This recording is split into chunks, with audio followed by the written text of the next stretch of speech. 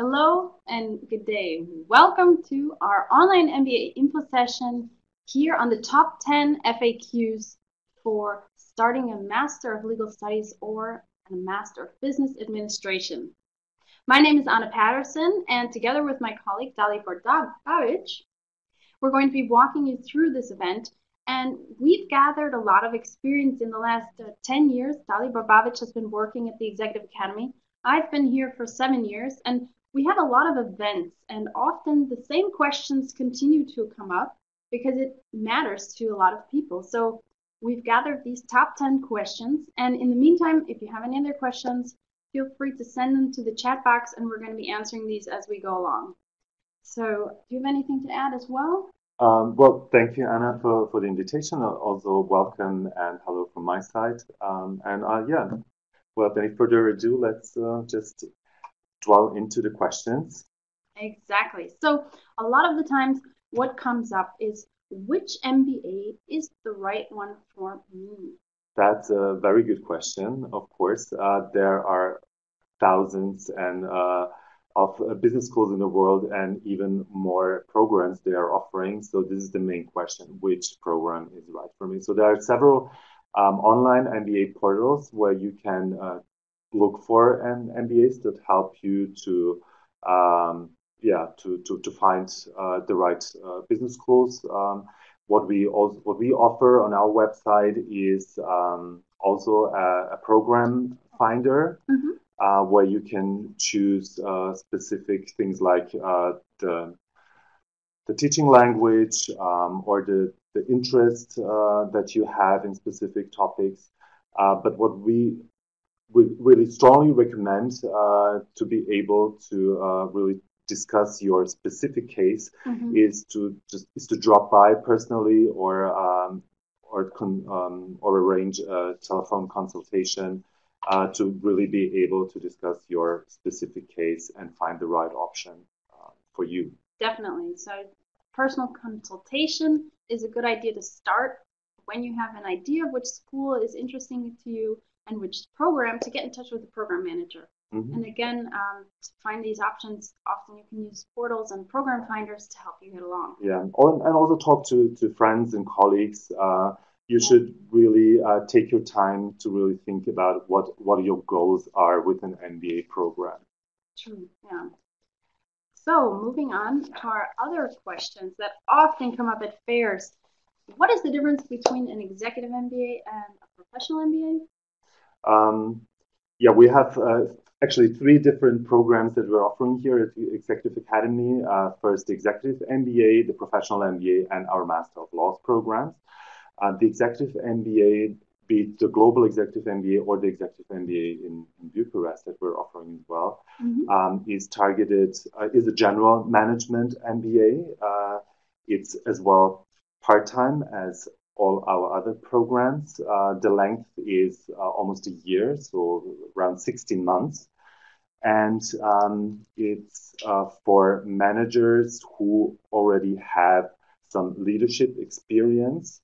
So the class profile is average age around 38, 39. So they have around 13 years of working experience and also some leadership experience. The admission requirements would be at least 5 years of working experience. But as I said, on average, they are much senior.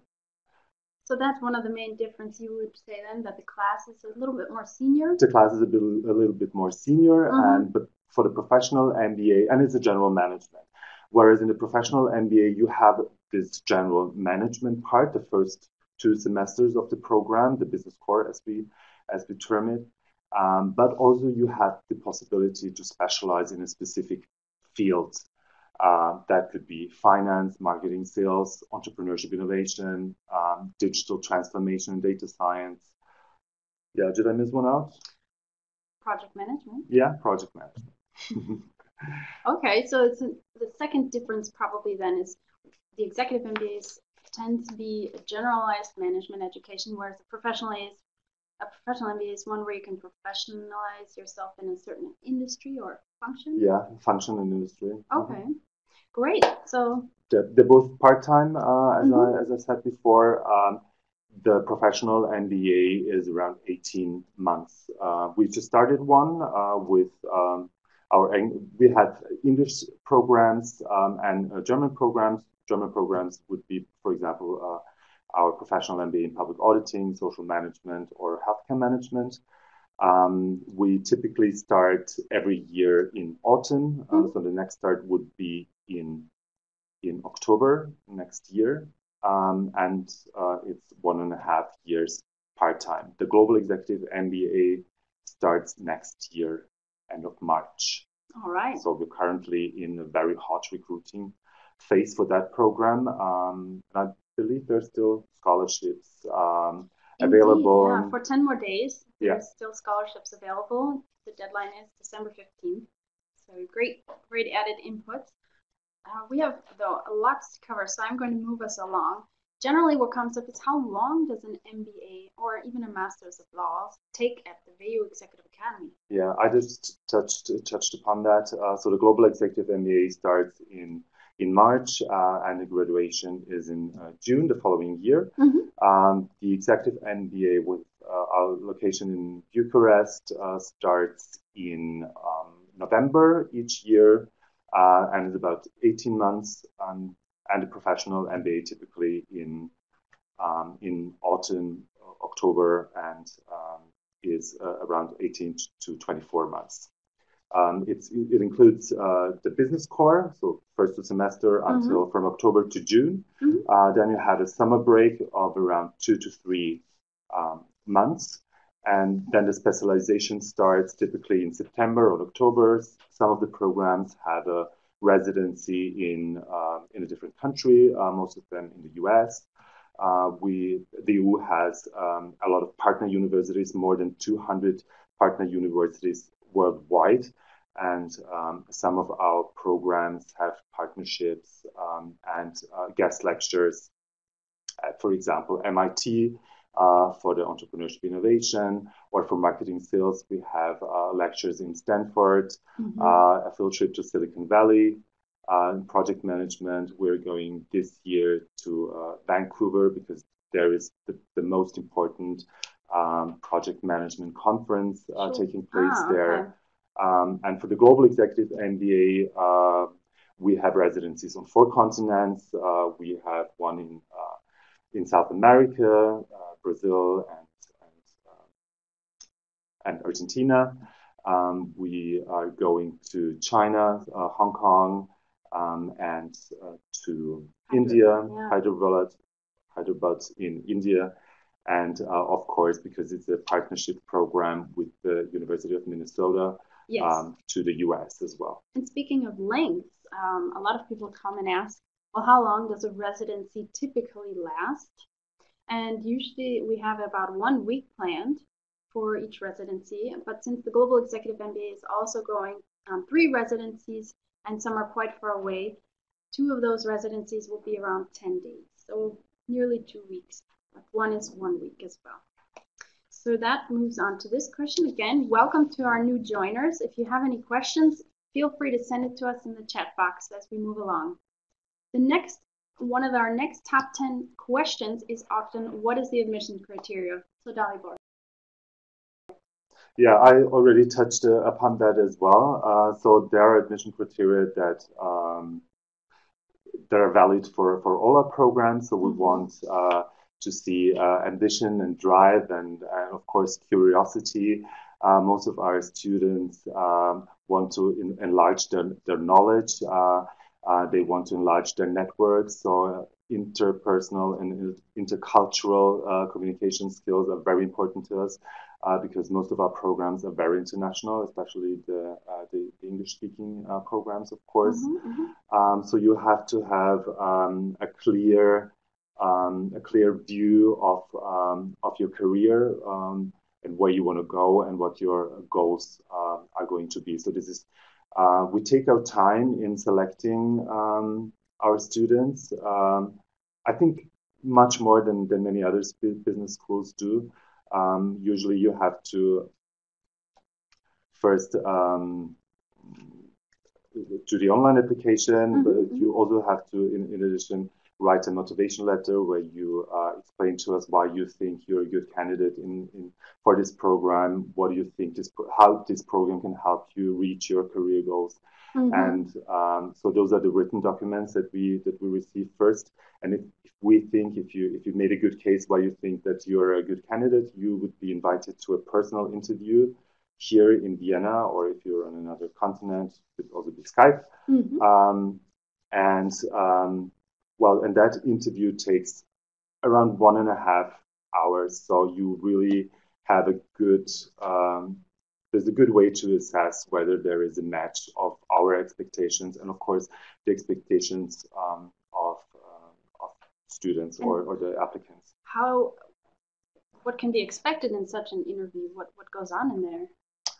Well, usually for most programs, you get an assignment before the actual interview. This could be a scientific paper, a newspaper article for a current topic, a hot topic at the moment, or a case. And then you're asked to answer questions to this case, or prepare a short presentation. So the first part of the interview is you presenting your findings on that case. And then there is a discussion with the academic director of the program about your findings. And of course, there's always room for you to ask questions. Okay. So all in all, that's around 1.5 hours. Sounds like a lot of time to evaluate the student. Yeah, it's a good way to really see whether the expectations really match. So also for you as applicants. Okay. So this is what generally happens, and there's, as I said before, a little distinction between the Global Executive MBA or all our Executive MBAs and our Professional MBAs. That you, for the Global Executive MBA, you have to have at least 5 years of working experience after graduation and at least some leadership experience already. Well, that's on paper, the 5 years experience, but I believe the class profile looks a little bit different. It's different. It's around 38 average years. Okay. So the working experience is around 13 to 14 years on average, and around 7-8 years of leadership experience. Okay. And so that's kind of then the informal criteria you might also be looking for, so that a candidate may match with the group. Sometimes, I believe. Yeah, and actually we're in the Financial Times ranking that was just published a few weeks ago, last week. We are number 9 world ranked in the seniority of, so in the working experience of the students, because this is something that our students and alumni typically tell us at graduation that it was like the biggest benefit, and that's something that they undervalued before they started when looking for the program, was the actual peers that are going to be sitting with in class, and how much they learned from each other. So of course, the faculty is important, but we're well aware of the class profile and experience that you bring in. So the faculty is much more a facilitator of that knowledge sharing, maybe different to what you see in consecutive bachelor's or master's programs, where there is in front a lecturer who knows everything, and the audience is a group of young people who are not able to share or to draw upon their experiences when hearing all this theoretical concepts. So this is definitely one of the biggest benefits of an MBA program. And when you look at the program, don't just look at the structure and the content, but also look at the class profile. So who are the people there that you're going to be sitting with? Good tip here. And a lot of times, the classroom experience brings a lot of expectations, which moves us along to our next question. Does an MBA at the WU Executive Academy increase my salary? Yeah, that's a good question. Comes also quite often. That's why we done some surveys around that. So one of the findings is that more than 50% of our alumni get higher earnings within 1 year after the program. And there's also another one where we found out that after 3 years after graduation, the increase of their salary is around 30%, so on average. Yeah, and I think the only difference here was one was surveying the general MBA and Master of Law graduate group, and the other was based on one Financial Times ranking of one global executive MBA class. So good point there. Yeah, so that's why we tend to see this the tuition not really as costs, but as an investment in your career, and usually it pays off within a couple of years after graduation. Yeah, okay. Well, another question coming up from our audience, Andrea is wondering, from which countries do most of the participants come from?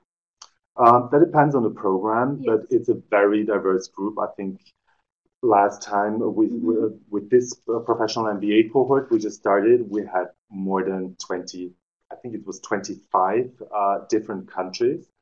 A lot of them from Middle and Eastern European countries. So Russia, Croatia, Slovakia, Bulgaria, Romania, but also Germany. We also have people from the US who are either based here, US or Canada, so different continents, who are either based here or they fly in for the courses because it's blocked courses. Once, so 4 days in a month, so on average. So it makes also possible for people who don't live in Vienna. Exactly. So it's a very diverse group. But if Andrea, you tell us what group, what program you're specifically interested in, I'm happy to share with you this information for that specific program. Exactly. We have class profiles that we can share for anyone who's interested in a specific program. So in addition to this question, another question that often comes up regarding tuition fees is that how much does a program at the WU Executive Academy cost? Okay, that depends on the program. So we don't have a one price fits all. Okay. And there you see a good overview of all programs. Or the Global Executive MBA comes at 49,000 euros for this 2-year program. That all our tuition fees include the lectures and all the learning materials that are required for the program. Also the residencies, the international residency, so that's catering during the modules. What it does not include are the travel and all the logistics costs, so accommodation, logistics for the residencies and for being here. I mean, that would be quite difficult if we have students coming in from Russia compared to someone taking the train in from Germany. The travel costs are just different, and you can't include that in one tuition fee. But we're well aware of the fact that logistics play a role. Vienna is pretty well situated here in the center, so there are a lot of direct flights coming in and out from Vienna. So you might also look into that. So for most people, this is a factor they're looking at, how easily you can get to the location. But we are very well aware of the fact that logistics, of course, increases the investment of an MBA. So that's why we are offering scholarships. Okay. Well, you're already jumping into our next question. Yeah, perfect. Are there scholarships available? Yeah, so this is one group of people that have higher costs because of logistics, or because they're maybe a bit younger and have a lower salary level. So all our scholarships are need-based. We have this Executive Academy scholarship where as I said, mostly people, international applicants, but also because we want to increase, this is one of our most important initiatives, to increase the number of female students in our program. So we have a specifically dedicated scholarship for female leaders for all our programs. And actually, we're pretty good. So looking at the rankings internationally, we're pretty good with our participation rate of female students. So the executive MBA in Bucharest, for example, is around 50%. The professional MBA marketing sales is around 60% female students. So it's quite good. Balance, of course, like everywhere. Yeah. So where you have more people with an engineering technical background, they tend to be a bit lower in the female in the female rate. But yeah, you might be happy because the less competition you have, so the chances you get a scholarship for those programs is even better. All right, so that's good to hear. Another question we often get at the fairs is, okay, Anna, Dalibor, please can you walk me through the admission process? How do you apply for a program at the WU Executive Academy? So maybe you want to walk us through, Dalibor. Sure. I just want to add to the scholarship. You said it before, but because it's an important information, so that you don't miss that out. For the Global Executive MBA, the deadline is approaching pretty soon. So it's September 15th. So it's the last 10 days. So if you're considering to apply for the intake next year, so in March, or April, use the chance, get in touch with us. So you have to act quick there, and also for the other programs, even though they start in almost a year, you can already apply for a scholarship. So there's not a specific point in time where we decide about the scholarships. We have an admission on a rolling. We have a rolling admission. So you will, if you need the decision soon, we're able to give that decision to you pretty soon after your admission interview. So you don't have to wait. Would you get an information also on the scholarship package with the admission decision? Exactly. Yeah. Yeah. So you will know whether you're admitted to the program and how high the scholarship is going to be. Great. Okay. All right. So let's walk through the admission process. Yeah. I touched upon that before. So first, you go to our website. There is an online admission tool where you basically type in like personal information that we need from you, demographic information and educational background, career background. So this kind of information. You're also asked to submit a motivation letter. I also touched that before. So what is your motivation, basically? And also, if you're applying for a scholarship, you have to make a case why you think you're the best candidate to receive a scholarship. And you are also asked to submit 2 recommendation letters, one being from your direct supervisor, and the other one a person of your choice. Okay. So those are the documents that you then send to the program manager. The program managers are the ones who are scanning, screening all those applications, and the best candidates out of this group are then invited to a personal interview, admission interview here in Vienna. So as I said before, there's a case, an article, something you would have to prepare. And the actual interview, that's around an hour with usually with the academic director of the program, the program managers. Those are the ones who are going to be your first point of contact and your constant point of contact throughout the whole program. Yeah.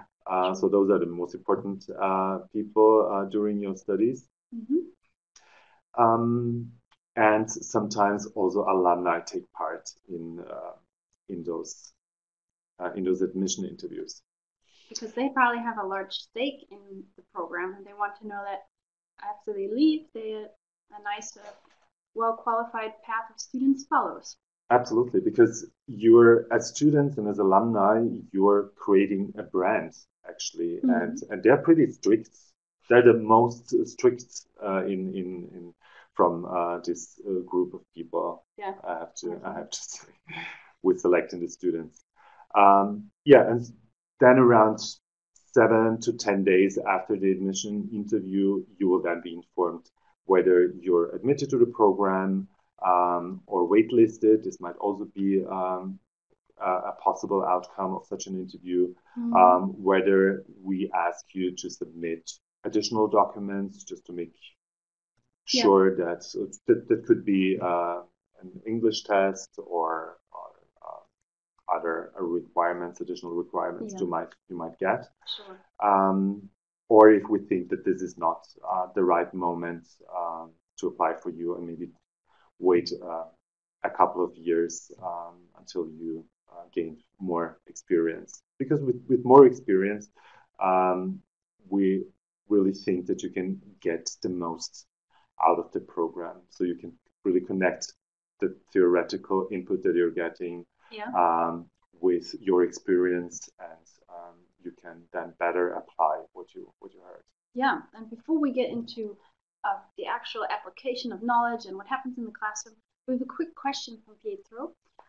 Back to sponsorship scholarships. If one were to get sponsored from the company, is it true that it can no longer be no more than 50% in order to get a scholarship?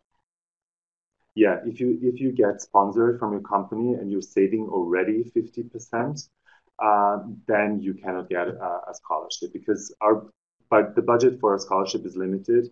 So you're saving already 50%. So we would rather use the scholarships for people who have to pay for their own, who have to bear the whole tuition. So who have greater need. Yeah, because it's need-based. Yeah. Okay. So a great question. Let us know if you have any others. And some countries have tax benefits. So I don't know, Pietro, where you live, but your name sounds Italian. I'm not sure about Italy, but I know about Germany and Austria, that there are some tax benefits where you can get some tax back or some money back from the state when you are doing such an education, like an MBA program. Pietro lives in Vienna, so if you work and live in Austria, then the tax benefits apply to you as well as a tax-paying Austrian resident. So that's great. So you get maybe 50% from your company, and then you get up to 50% tax refund from the Austrian state. So you're saving. That's a bargain then. Wonderful. Back to the application documents. When you're submitting the CV and letter of motivation, Andrea would like to ask if you need a GMAT test. No. A GMAT or an English test is not a document that we require in the first place. Okay. Why not? Well, the GMAT is not a suitable tool for us to select executives. So there are different. Actually, there is GMAC is the organization that provides several tests. GMAT is one of them. This is more for bachelor or consecutive master's students. It's a selection tool, really. We believe that we want to see whether somebody is ready for an executive MBA or for a professional MBA, and they offer another tool which is called executive assessment. So that's also from GMAC. It's a very good tool to see whether, especially for people who have maybe not so much experience yet, to see whether they're ready for an MBA program. So this is really specifically for MBA programs, whereas the GMAT is rather for consecutive master's programs. So that just means starting the master right after your bachelor's with 21, 22 years of age. Exactly. And English test is also something that we don't require in the first place. If you have it, please submit it. So anything that you have, be it a GMAT or an English test, TOEFL or ELTS, just submit it. But as I said before, we really take much time. It's an hour of the actual interview, where you have to read something in English, where you have to understand it, you have to analyze it, you have to present it, and you have to discuss with somebody about it. So there are several aspects of that we look into. So we have a pretty good assessment of your English skills without having this formal proof. Okay. So you can save the money on that. That wraps up that question. All right, and we have another question coming in from our audience. So while she's finishing that up, let's look at what a typical day in an MBA program looks like. So the structure of our MBA programs is typically 4 days per month. Okay. So in the Thursday, Friday, Saturday, Sunday. Exactly. It always includes the weekend, so you don't have to take too much time off job. Okay. And we have another, so 4 days, that's the typical structure for most of our programs. In the professional MBA, you can even choose whether you want to have the structure 4 days, Thursday to Sunday, once a month, or if you want to have longer breaks in between, but when you're here to have it a longer teaching days. So 8 days. So a 4-day track and an 8-day track. This is something you can choose from in the professional MBA. Why this 8-day track? There are some industries where it comes more handy it's more practical for the people employed in that. That would be, for example, oil industry. And we have a program in energy management, for example. So they tend to be on a site for a longer time, and but when they're not on the site, they can be away from the job for a longer period. So this would be something also for people who are not very close to Vienna, who are on different continents. It saves logistics costs if you have to come to Vienna only 4 times instead of 8 times. So, and maybe also the learning type. Some people like it very condensed, and some people like to have less breaks in between. So definitely, yeah. Okay. Well, that's the way the typical day works. And so that's the structure, the overall structure. And now, when you're here, the typical structure is that the teaching starts in the morning. From 8:30 to 5:30.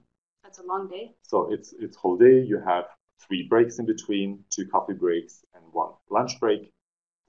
Okay.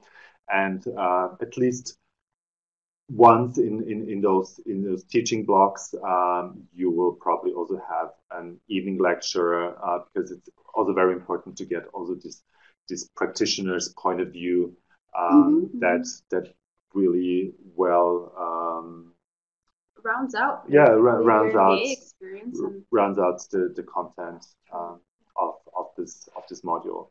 Okay. And it's also nice for networking. Definitely, yeah. Yeah. So, and you might have company visits or evening events where practitioners come in. And we want to jump back to another question on admission requirements. If one of our listeners is basically coming in without leadership experience, however, with lots of work experience, how would this affect her candidacy for the MBA? Well, if it's for the professional MBA, and I think I saw project management, so maybe I don't know what program you're interested in. Maybe you can tell us that. In the global executive MBA, we would be looking for some leadership experience. In the professional MBA, typically students are a bit younger, so beginning 30s. That would be the average age, but anything between 25 and 50 plus is represented in this program. But there you don't have to have any managerial or leadership experience. So at least 3 years of working experience post graduation. So this is a formal requirement. but you don't have to have managerial experience for the professional MBA. Yeah, and the professional MBA in energy is her interest. So okay, yeah. So that would be fine. If you have at least 3 years of working experience, managerial or leadership experience is not a requirement in that program. Okay. And we have another question from Jaspander, who's asking how could he apply from India, considering his location? Is there something else to consider? And I'm going to go back to the application process. Mm-hmm. Actually, the application process is pretty much the same. But what I would suggest that if you have an Austrian or EU representation in your city or in the closer city, to ask about the entry requirements for Austria. So this is a part-time program. So they might apply different rules than for a full-time program. Okay, so just make a quick meeting with someone at the Austrian embassy or the Austrian consulate in a city near you, and then you can get details just on entering and exiting Vienna. The rest of the application process would stay the same. How would the admission interview look like, though? Well, we would probably do a Skype interview, but you're very well invited to come to Vienna. It's a beautiful city. So you can combine it maybe with a vacation and see how you like the city. Okay, but great question. Keep them coming. Yeah, so we've had students from India in the past, so I don't think it's a big issue. But this is something that it's very specific. It depends on the country, and I would just recommend before investing too much in it, just to check that, because that's an important issue. Definitely. Good tip there, yeah. And we do have a lot of people who have come to class, they've seen the typical class, and they've experienced it. A question that is often coming up in my events is how do they manage the workload with a job, an MBA, and some have family? Do you have like maybe a tip for people who are going to start their MBA experience soon? Well, let me be clear here. It's not going to be an easy ride. So if that's your expectation, you're maybe, maybe our school and our programs are not the right for you. So but these programs are designed specifically for these people. So it is designed as a part-time program. And there are known survivors. Yeah, absolutely. So we just graduated 120 survivors. Wonderful. From this program. So it's not easy, but why is it not easy? Because you want to take out the most of it. So what are my tips? Well, first of all, you work a lot in groups. So when you're in the professional MBA or the executive MBA programs, we form groups in the beginning of the program, peer groups. So that's a pretty good way to compensate. So if one of your teammates has a big project that he needs to deliver in the next few days or weeks, you might compensate for him or her. And for the next module, that person is going to compensate for you maybe. So this is a way where you can also control a bit within your group. So that's a big asset to be able to work in groups. And also, as I said, it's part-time. So usually it works well for people who work full-time. Most of our students are full-time employed during their studies. But it's definitely something that we also ask in the admission interview, work-life balance. That's something that you really should discuss also with your family, with your friends, with your employer. That's why we're asking for a recommendation letter of your direct supervisor, so that all your environment that you consider, say, all the stakeholders of your decision into your decision process. So that it certainly makes it easier if you consider it before than if you see that there might be a problem during during the program. Exactly. So we ask you to double check with the people involved in your life before you join the program. And another question that came up is it possible then to talk with a student or a graduate of the program to see really how that experience was managed? Absolutely. So there are different ways how you can do that. You can either write an email to the program manager. You find their email addresses or also their telephone numbers on the website of the program, and they're happy to connect you with alumni or current students of the program. So that would be one way. The other way is to come by if you're close, if you live in Austria or close to Vienna. You can drop by for one of our physical info sessions. There are several each year. I think the next one is in January. Exactly. So you can come here, talk in person with alumni, with current students, with the academic director, with the program managers. So there you can really, all your questions are going to be answered there if you're able to come. And I think we can, is it broadcasted or can we share? No, it's not exactly broadcasted, but we do have another online event coming up in January, which will be on the same platform as this. And we'll be giving you details on that later. It's probably going to be, however, on tips and tricks in choosing an MBA, because there are around 12,000 programs worldwide and many in Europe as well. And we've come down with a short checklist on how to get the right program for you. So another question is, how can a student get immediately in contact with the program manager? Is there a short email address I think that you can recommend, right?